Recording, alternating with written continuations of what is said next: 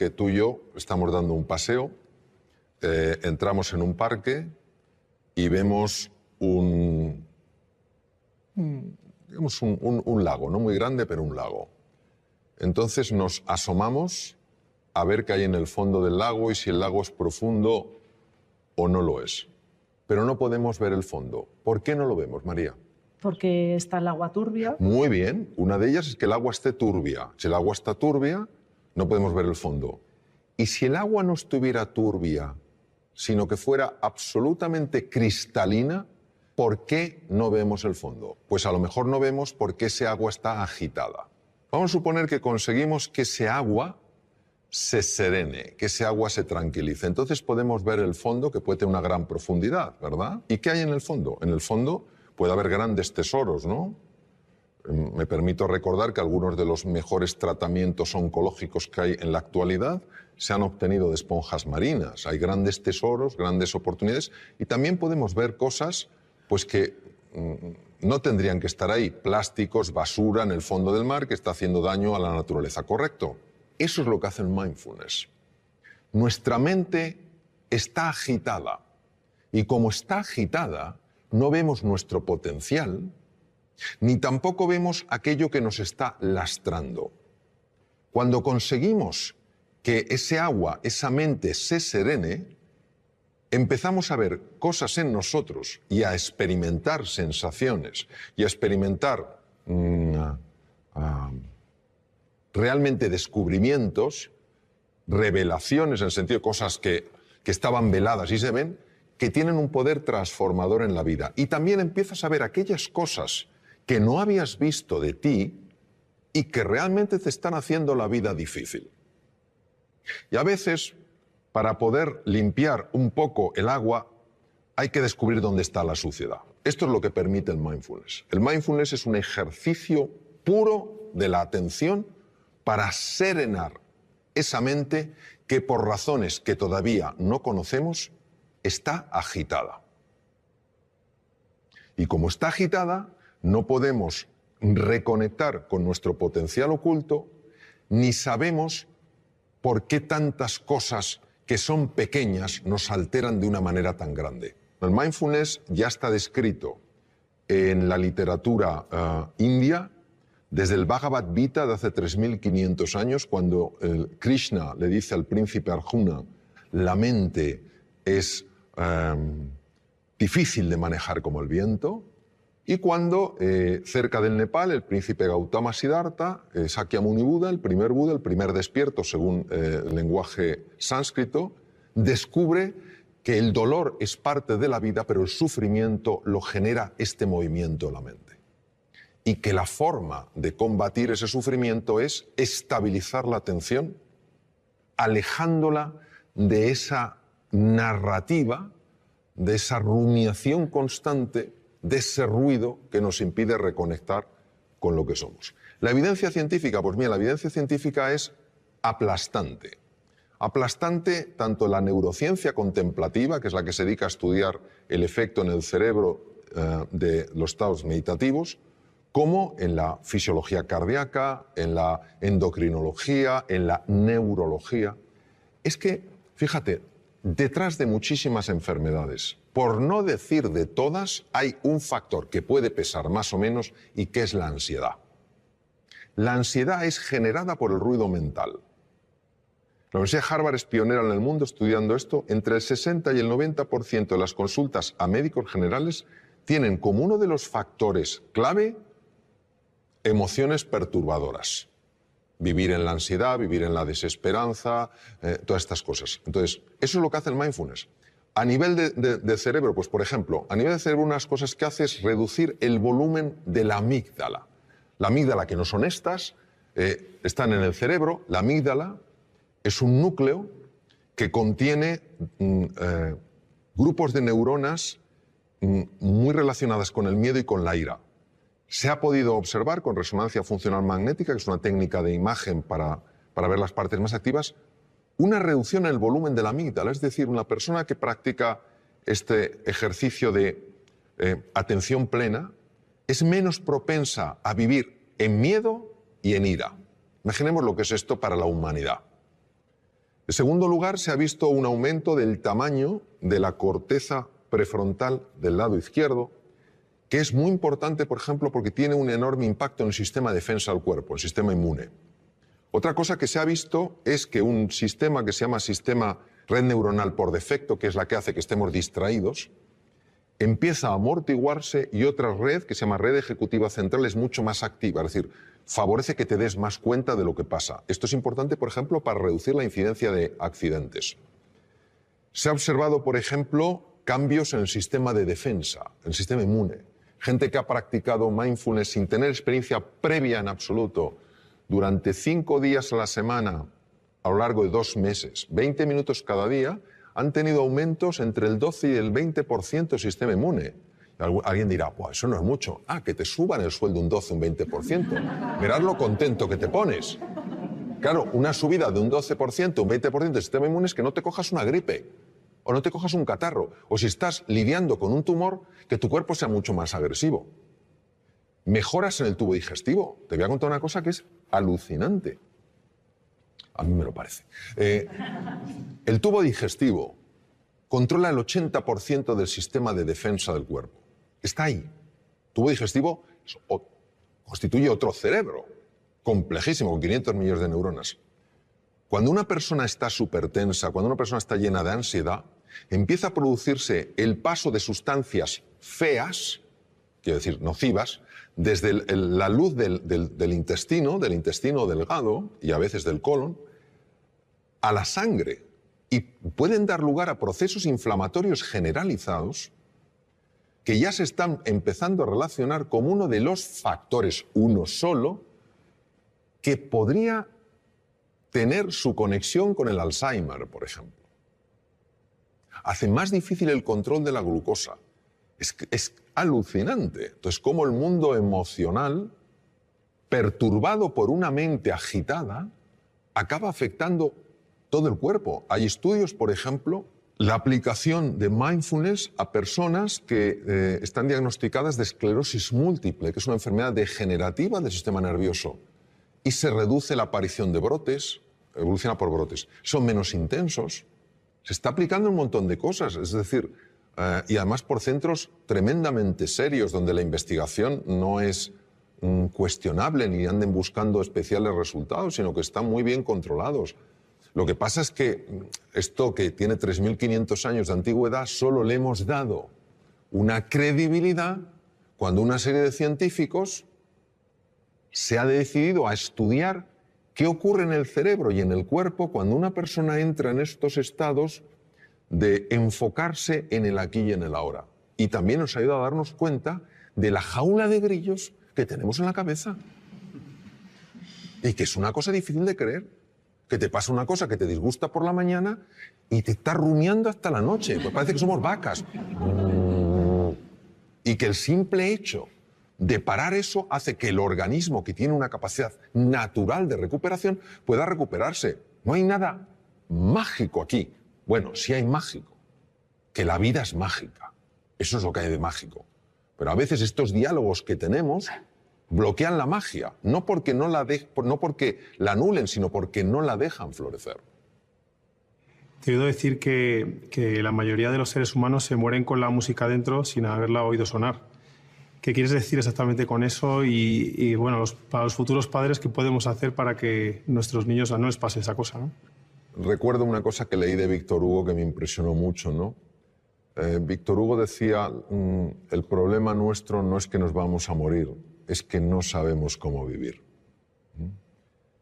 Y había un filósofo danés, Søren Kierkegaard, que decía, la vida solo se puede vivir mirando hacia adelante, solo se puede entender mirando hacia detrás. En los momentos donde ya esta existencia nuestra se acaba y una persona mira hacia atrás, y lo sabemos sobre todo por los escritos de Elizabeth Kubler-Ross, que estuvo con muchas personas en esa situación, uno se da cuenta de la cantidad de cosas que podía haber hecho y no hizo. Cuando yo hablo de la música, yo creo que todo ser humano tiene música. Lo que pasa es que está acostumbrado no a oír su música, sino a oír su ruido. No tiene nada que ver el ruido con la música. Y si te das cuenta y ves una partitura, Si todas las notas fueran pegadas una detrás de otra, no tendríamos música, tendríamos ruido. Lo que hace que tengamos música es que haya espacios de silencio. Son esos espacios donde no hay ninguna nota los que permiten que en vez de ruido haya música. ¿Qué quiero decir? Quiero decir que esta vida, yo creo que el tiempo que la vivamos es una vida para vivirla con intensidad, con dificultades, con desafíos, que nos enfoquemos en lo que realmente es relevante. Que cuando llegue el final de nuestra vida, digamos como Neruda, confieso que he vivido. Que podamos decir, confieso que he vivido la vida y no que la he visto pasar.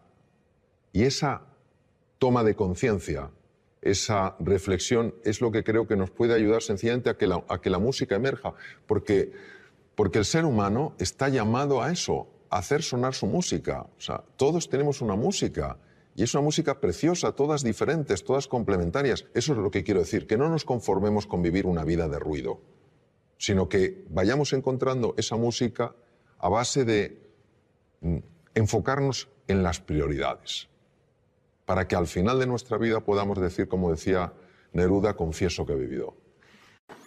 No nos damos cuenta de la grandeza que hay dentro de cada ser humano y de la urgente necesidad de reconciliarse con esa grandeza. Entonces vamos a conectar con esa grandeza y, al menos en mi experiencia, uno de los caminos más directos es el silencio. Entonces vamos a hacer un ejercicio para conectar con esa grandeza desde el silencio. Ahora, en este viaje que vamos a hacer, sí me gustaría deciros algunas cosas. Primero, nosotros no vamos a controlar el proceso. El proceso va a moverse solo. ¿Por qué? Porque tiene muchísima más sabiduría que nuestras cabezas. Segundo, nosotros no vamos a hacer este ejercicio para que nos dé lo que queremos que nos dé, sea mejor salud, sea un mejor trabajo, sea una mejor relación con los hijos. No, porque eso es controlar. Tampoco lo vamos a hacer con la ansiedad de a ver si pasa algo o no pasa nada, porque eso muestra desconfianza. Tenemos que quitarnos del camino para que el proceso realmente ejerza su magia. Y yo sé que esto pasa, y todos sabemos que pasa. Y la clave es entrar en un espacio de vacío y silencio. Y para eso os voy a pedir que toméis, yo voy a coger una silla aquí para mostrar la posición. Os voy a pedir que lo que tengáis encima de las piernas, tipo cuadernos, cosas de ese tipo, los dejéis en el suelo. Y que la posición que toméis en la silla no sea una posición apaisada como aquel que dice, oh, ratito de descanso. No, sino como aquella persona que toma una posición recta, con los pies firmemente anclados en el suelo a la altura aproximada de los hombros, la espalda recta, y es importante mantener la posición porque cuando yo empiece a hablar notaréis cómo el cuerpo tiende a caerse. Por eso un amigo mío me llama cuando tiene insomnio. Dice, doctor Sofrón, háblame un poco. Bien, la postura es importante mantenerla sin rigidez, sin esfuerzo en el sentido de violencia, sin lucha. Es mantener esa posición. Las palmas han de estar mirando hacia arriba, apoyadas en los muslos o en el regazo, o bien una debajo de otra, la derecha debajo de la izquierda, tocándose los pulgares, o las manos independientemente sobre los muslos con las palmas hacia arriba, o entrecruzadas mirando hacia arriba y apoyadas o en el regazo o en los muslos.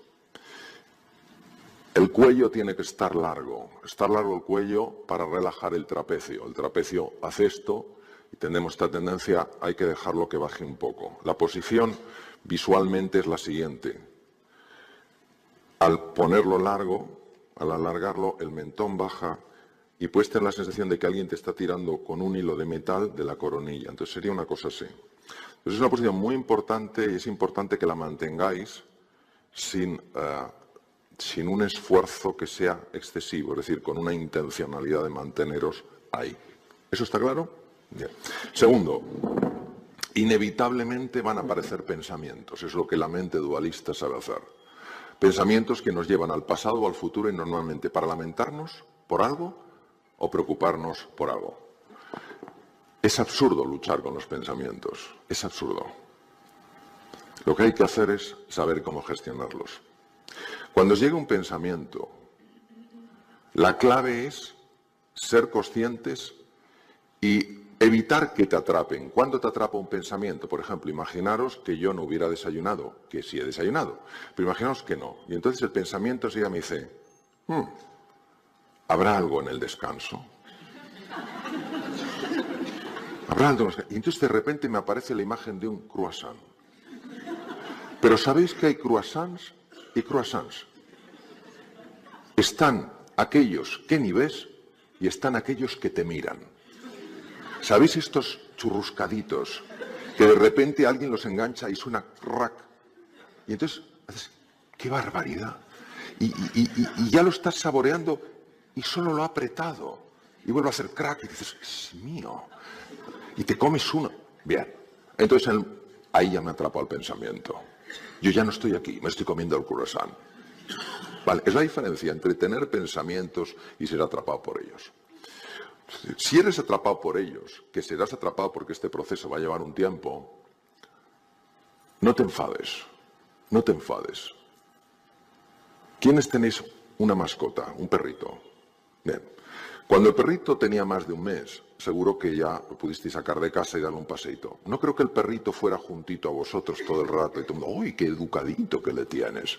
No, el perrito se querría ir. ¿Verdad que no le dabais una patada? ¿Verdad que no le pegabais un grito? ¿Que no tirabais así diciendo, a ver si te ahogo?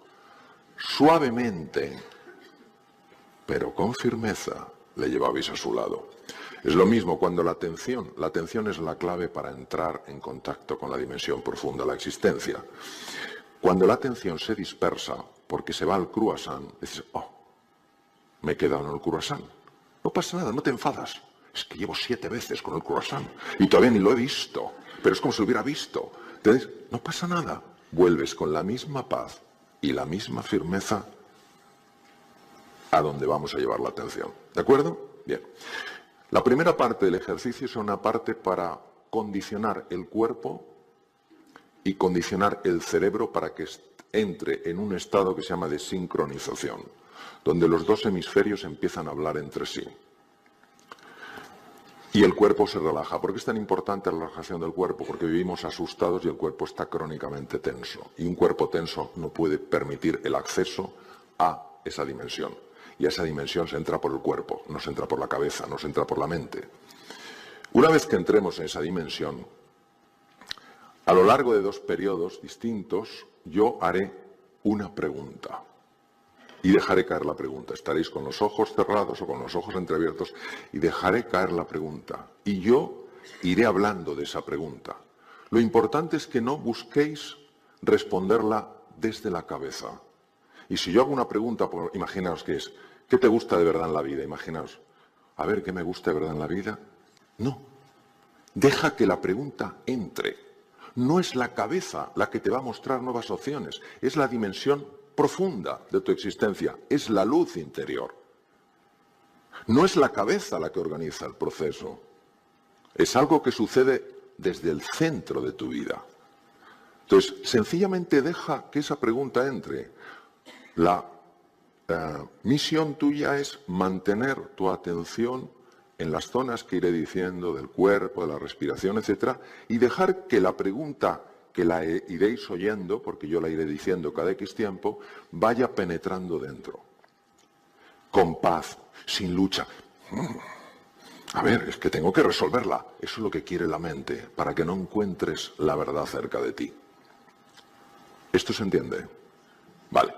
Eso es lo que haremos. Haré 2 preguntas separadas en el tiempo, lo haremos con música, y en eso consistirá. Ahora, la mente, que quiere hurgar en todo, dirá, Bueno, a ver si cuando termine el ejercicio tengo la respuesta. No es la mente la que va a controlar el cerebro, el proceso. ¿Os imagináis la mente humana intentando controlar el latido del corazón? Intentando controlar los 60 trillones de células del organismo. Yo me quedé impresionado con tus 180.000 kilómetros de recorridos. Porque yo pongo con mucha frecuencia el ejemplo de algo que me parecía que no podía superarlo nadie, y lo has superado tú, que son los vasos sanguíneos. Los vasos sanguíneos de un ser humano, en el cálculo que se han hecho usando ordenadores y programas muy complejos y cadáveres, es de 45.000 kilómetros. Lo mismo que parece increíble que un ser humano pueda haber sido capaz de dar pues, más de 4 veces la vuelta a la Tierra, parece imposible, y sabemos que es real, parece imposible que podamos tener tantos vasos sanguíneos. Pues es así. ¿Os imagináis nuestra aturdida cabeza intentando controlar eso? Hay una sabiduría superior a eso, que es la sabiduría de la vida con mayúscula, y con eso es con la que vamos a conectar. Entonces, posición. Si notáis que os vais quedando durmiendo, sencillamente tener la intención de recuperar la posición, pero no tenéis ni que morderos el labio, ni morderos la lengua, ni poner cara como si estuvierais estreñidos. No. Todo con naturalidad, dejándolo fluir, ¿vale? Bien. Entonces, en esa posición, con los ojos entreabiertos o cerrados sin fuerza, en este estado de serenidad, en este estado de equilibrio, vamos a recibir una pregunta y vamos a dejar que esa pregunta vaya entrando en las profundidades de nuestro ser, sin intentar resolverla, sin intentar reflexionar sobre ella, sencillamente abriendo camino para que esa pregunta entre en lo más profundo de nuestro ser. La pregunta, que la repetiré en varias ocasiones, es la siguiente. ¿En qué necesito que cambie mi forma de ser y de estar en el mundo? ¿En qué necesito que cambie mi forma de ser y de estar en el mundo?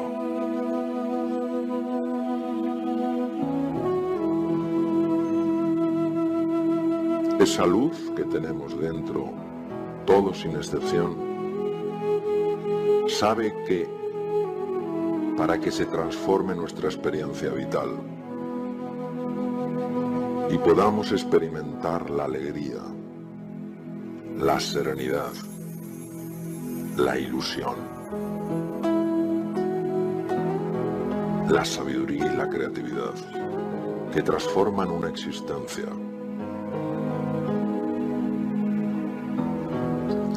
tenemos que hacer cambios muchas veces radicales en nuestra forma de ser y de estar en el mundo. Pero la pregunta no se la hacemos a nuestra mente condicionada, con sus ideas previas de ver el mundo, con sus formas rígidas de entender la realidad, con su forma sorprendente de querer imponernos, su manera tan particular y limitada de ver las cosas. Esa pregunta se la hacemos a esa luz que tenemos dentro, a esa grandeza que habita en el corazón de todo ser humano.